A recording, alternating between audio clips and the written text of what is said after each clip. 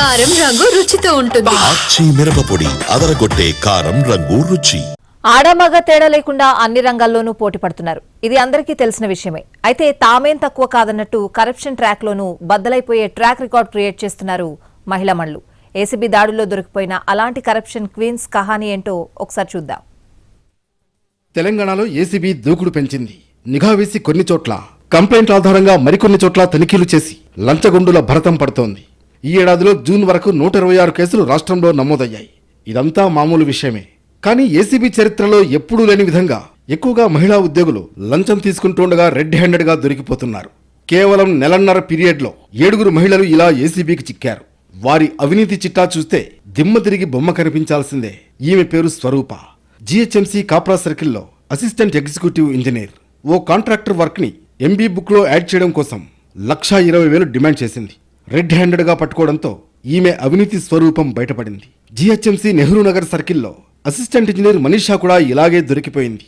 మనీషా ఒక ఫైల్ను తన పై అధికారికి ఫార్వర్డ్ చేయడానికి 5,000 డిమాండ్ చేసింది. బాధితులు ఏసీబీకి కంప్లైంట్ చేయడంతో మనీషా మరో కోణం వెలుగులోకొచ్చింది. కూకట్పల్లి మున్సిపల్ ఆఫీసులో సీనియర్ అసిస్టెంట్ సునీత కూడా తక్కువేం కాదు. ఆస్తి మ్యూటేషన్ కోసం వచ్చిన ఓ వ్యక్తిని 80,000 డిమాండ్ చేసింది. చివరకు 30,000కు బేరం కుదిరింది. అప్పటికే విసిగిపోయి ఉన్న బాధితులు ఏసీబీకి చెప్పి సునీత సంగతి తేల్చేశాడు.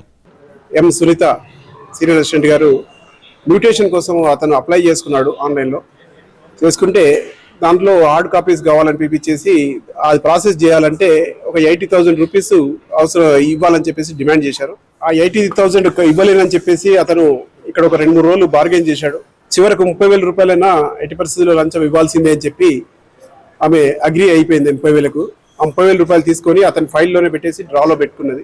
ఇమీడియట్లీ మేము వచ్చి పట్టుకున్నాము. భాగ్యనగరంలోనే కాదు, జిల్లాల్లో కూడా కరప్షన్ క్వీన్స్ కి కొదవలేదు. ఖమ్మం జిల్లాలో సబ్ రిజిస్ట్రార్ గా పనిచేస్తోంది అరుణ. ఆమె డాక్యుమెంట్ రైటర్తో కలిసి 30,000 రూపాయలు లంచం తీసుకుంటూ ఏసీబీకి దొరికిపోయింది. ఆ విధంగా అరుణ గారి ఆమ్యామ్య ఆఫీస్ దాటి చరితార్థమైంది.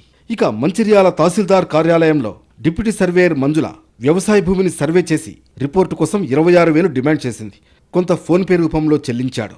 బ్యాలెన్స్ బై హ్యాండ్ ఇస్తుండగా భాగోతం బెడిసికొట్టి లంచం వీధికి మంజుల ఇంటికి వెళ్లాల్సొచ్చింది.